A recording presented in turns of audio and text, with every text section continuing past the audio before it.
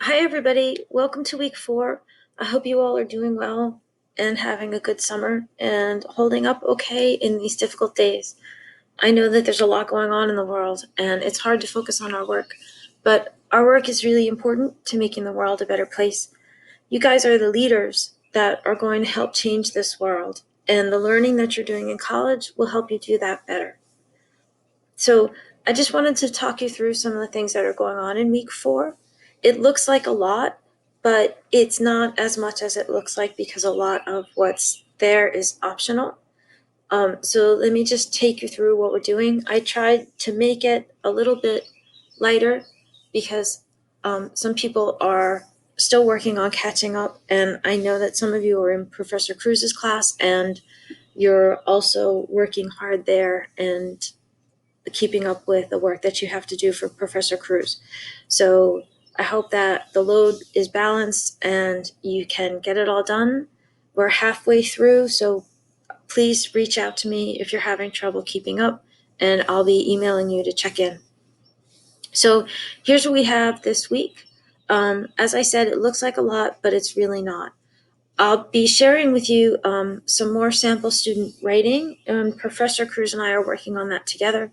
So as soon as he and I have that all set, we'll be sharing some sample student writing, and then we'll be having a, a joint online meeting to look at that student writing and talk about how it can help you. So watch out for that. I think that may be on Wednesday. He and I are still finalizing that plan, and there'll be extra points for you for attending that online meeting. All of the rest of these um, texts up here are all optional. They're all things to help you think about Essay 2. So before I start going through these, let's talk a little bit about Essay 2. So for Essay 1, I gave you a specific question to work on. For Essay 2, you are going to come up with a question that you want to work on. So last week you did a series of blog posts and you were reading and annotating and watching videos, and then you did a couple of pages of informal writing. So your thoughts grew and developed over the course of the week. Now you're going to take that informal writing that you did last week, and that's going to be the starting point for your essay 2. You'll look at that informal writing and my comments on it and think about what kind of themes and ideas are emerging.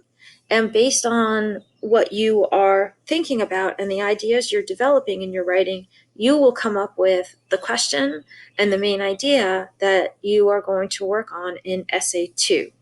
I hope that makes sense. We can talk about this in our online meeting tomorrow, Tuesday, and get into it in some more detail, and we can talk about any questions or thoughts you have about that. So please make sure you check out the essay assignment, which is in the lessons folder, and that you're thinking about what your question for essay 2 might be. This is all related to masculinity. You are working within that topic of masculinity, but you get to choose the question.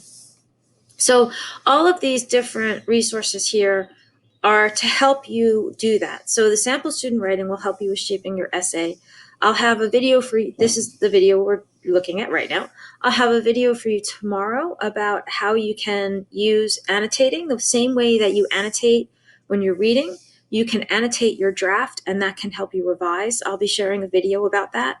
Annotating to draft and revise is really important. Revision is really important. Revision is not just fixing mistakes. Revision is really rethinking and reworking your essay. So watch out for that video. Those things will help you with your actual writing. All of these texts will help you with your thinking. And there's a variety of different things here. So The Men America Left Behind is about how, in some ways, masculinity is not good for men, especially working class men. I included this because for those of you who are in Professor Cruz's class, it fits really well with some of the work that you're doing there, and it could be helpful to you. The Good Men Project site, Inclusive Masculinity, this is not really an article. It's a website with like a lot of different charts and graphics and stuff about this idea of inclusive masculinity. Some of the content in that might be really challenging to you. It might be a very different idea of what it means to be a man than you're used to. And I would love to hear what you think about it. I'm not sure what I think about it. So if that's something that you want to look at and think about, take a look at it. We Real Cool is a poem by the African American poet Gwendolyn Brooks.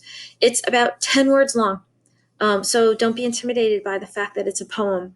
And I think it really speaks to the moment we're in right now. It's a really classic poem. There's also going to be a link here to the Wikipedia page about the poem to help you understand it. Black Men Should Wear Color. Also, again, it's a very short poem, very straightforward, very direct. Don't worry if you feel uncomfortable reading poetry. It's very accessible, but can have maybe give you some ideas specifically about Black masculinity, because one of the things that you might be thinking about as you're developing your ideas is that masculinity is different in different cultures. It's different for different men. And Black masculinity and white masculinity and Latino masculinity and Asian masculinity and all of these different types, they're all different. And the world treats different men differently. So that might be something that you want to focus on, that you want to think about in your essay too. And those poems might help you do some of that. Strong Men, Caring Women is an infographic. Like, you click on it and different facts and statistics and ideas about how America sees men and women kind of scroll down the screen. So it's pretty engaging, especially if you're a more visual learner.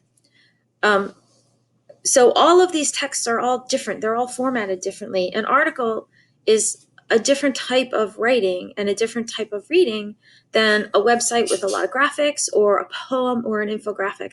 So as you're working through these different texts, you should be using different kinds of reading strategies and note-taking strategies. You'll find that for an article, maybe you sit down and you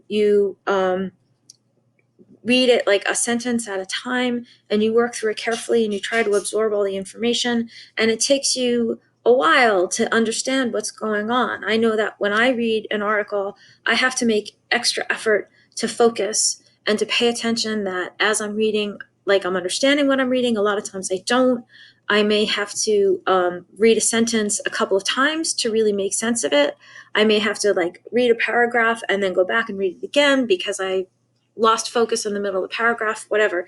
And then when I'm taking notes, I might take some notes and then have to go back and read again and take some more notes. And it's a different kind of reading strategy than a website with graphics that's, like a lot of charts and a lot of isolated bits of information that I might run through more quickly and scan it and try and focus on one or two particular things that really grab my attention and that seem to connect with other ideas.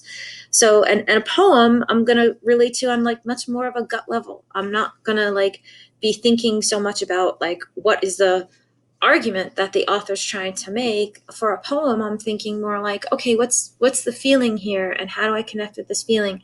So there's all kinds of different reactions and reading strategies you might use, and you should notice yourself do that and take that in. That's good. That's a good way to be reading. It's good to be learning those different things. There's a bunch of different videos here as well. Kamla Basan is a South Asian. She's an Indian community activist. And I love this video because she looks like somebody's grandmother, but she's saying some really interesting things. And I like hearing from somebody like that. I think it's a good voice to hear. The Gillette commercial, you all might have seen this, The Best a Man Can Get. It was really controversial when it came out. And if you look at that, I'd like you also to kind of explore other stuff in YouTube that people are saying about it. People had a lot of reactions to that. And you're part of this conversation. It's really important to know that with all these materials, you are part of this cultural conversation about masculinity, and that's a really important conversation to be having. So you can watch the Gillette commercial and then see what else, see what people say in the comments, see what other YouTube videos there are related to that, and see what you think about that little corner of a conversation. Yo Perreo Sola is a song by Bad Bunny that came out just recently, and it's a lot of people in the music industry are seeing it as this really this challenge to traditional masculinity, and this very trans positive song from a Latino artist, and that it's kind of a really different voice to hear. And it's surprising to have it come out in popular culture, which sometimes can be a little traditional about images of what men, especially Latin men, are supposed to be. So, and I've heard a lot of conversation about Yo Perreo Sola as well. So take a look at that. Rise Like a Phoenix is a song from the 2014 Eurovision contest. So Eurovision is like the European version of The Voice, or like, I don't know, whatever show we have in the US. And everybody across Europe votes for their favorite singer. And Conchita Wurst won it in 2014 with this song. And I thought it was a really important cultural moment. So go watch that video and see what you think about Conchita Wurst. And Kiss by Prince and the Revolution is old school. That's a song from the 80s. And Prince was like one of the early challengers to conventional ideas of masculinity, and it was really bold of him to be that. He is a African American man from Minneapolis who, I'm sure most of you know him, but he became an important like leader in changing ideas of masculinity, and he's especially important to the LGBTQ community. And Kiss is just classic Prince. So take a look at these. They're all really short. These are all short videos. These are mostly short readings. This is not a huge time consuming thing. Click around, look at them. If you find your own stuff or you have your own ideas that are an important part of this conversation, something you want to share, just let me know and share it in the blog postings. If you want to like suggest to other students go look at text, videos, whatever you want to share, please do. So that's our week 4. I'm looking forward to seeing you. Extra points for coming to our online classes, and I hope you all are doing well.